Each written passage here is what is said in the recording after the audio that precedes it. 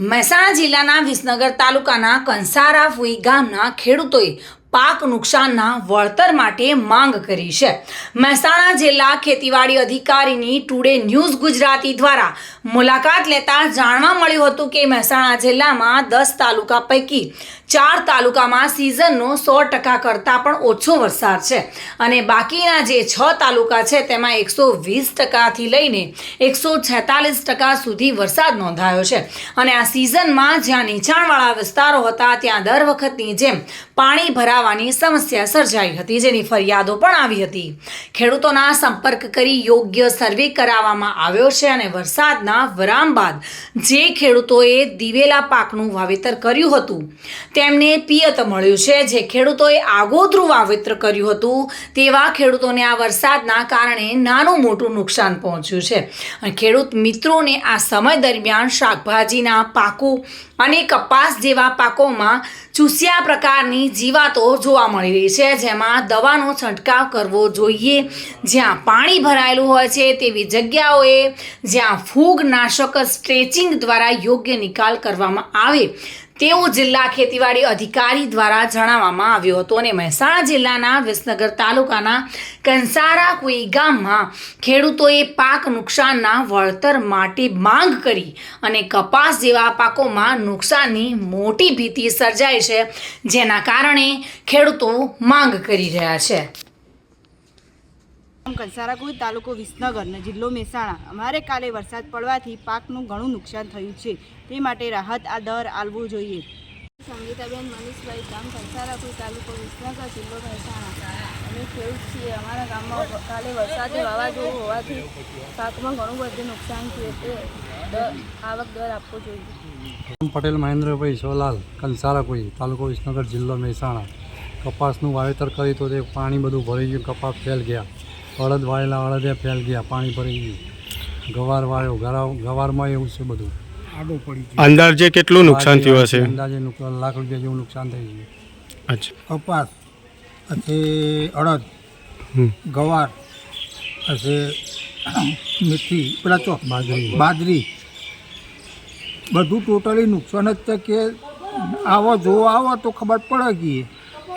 એટલે શું કોઈ રજૂઆત કોઈ જગ્યાએ કે તમે રજૂઆત કરી નહીં, હોભરતા જ નહીં કોઈ। આ બધા રાજકારણ બધા એમનું જ કરવા આવ્યા, ચોખ્ખું રાજકારણ સેવા કરવા આવ્યો। મને બતાવો એક માણસ તમારા ગામની અંદર જે આજુબાજુના જે તમારા ખેતર સિવાય પણ બીજા ઘણા ખેતરો હશે, શું કહેવા છો? ખેડૂતો વિશે શું કહેવા માગશો? ખેડૂતો વિશે બાપા બધા બરબાદ છું। ખેડૂત નોમ કોઈ સુખી નહીં। આ તો એમને ચલાવવું, વાયુ વેચવા જાય, લેવું તો પડે। અત્યારે હાલ તમે ખેતરમાં હેડો જોવા કાળી ચેટલી કપાસનો થઈ ગયો। નરોત્તમદાસ પટેલ, ગોમ કંસારા કુઈ। મારું કહેવું એટલું છે કે સરકાર ખેડૂતોની વાતો સાંભળીને ખેડૂતને મદદ કરે તો બહુ સારું, કારણ કે હજી કાલનો જ વરસાદ પડ્યો ને એવો જોરદાર ઝાપટું, એમાં ગાર બાર અડદ બળદ બધું ફેલ કરી દીધું, કપાસની બધું, બાજરીને બધું જો સહાય મળે તો સારું, સરકાર હાલે તો સારું। અમારું કોઈ જોર ચાલતું નહીં, સરકાર હાલે તો અમારે લેવાનું હોય। અમે એ તો ના કહીએ કાંઈ કશું મળે એવું જ નહીં, ખર્ચાય નીકળે એવું નહીં। જિલ્લાની અંદર જોઈએ તો હાલ મહેસાણા જિલ્લાના 10 તાલુકા પૈકી હજુ તો 4 તાલુકાની અંદર 100% સિઝનનો 100% કરતાં પણ ઓછો વરસાદ છે। બાકીના જે 6 તાલુકાની અંદર જે વરસાદ 120%, 24%, 130%, 146% જેટલો નોંધાયેલો છે। આ બાબતે જે નીચાણવાળા વિસ્તાર હતા ત્યાં મહદઅંશે પાણી ભરાવાની ફરિયાદો ધ્યાને આવેલી હતી અને ત્યાં ખેડૂતોના સંપર્ક કરી અને જે ફરિયાદો મળેલી હતી તે બાબતે વિસ્તરણ સ્ટાફ મારફતે યોગ્ય ફિલ્ડમાં જઈ અને સર્વે કરાયેલો છે અને સર્વેની વિગતો તૈયાર થઈ હતી ઉપલી કક્ષાએ રજૂ કરવામાં આવશે। હા, 2 દિવસ પહેલાં જે વરસાદ પડ્યો છે, ગઈકાલે પણ જે વરસાદ પડ્યો હતો, જે કહેવાય કમોસમી વરસાદ, એમાં કયા પ્રકારના પાકને વધુ નુકસાન પહોંચે?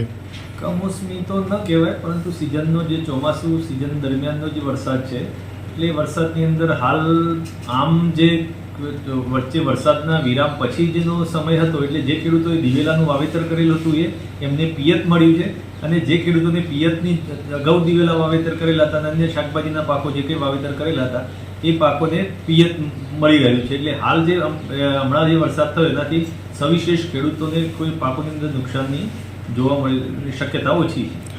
ઘણા ખેડૂતોને એવી રજૂઆત હતી કે કપાસની અંદર ભીના થઈ ગયા, બગડી ગયા, જે અંદરથી ઉગી નીકળતા હોય જેના કારણે નુકસાન પડતું હોય.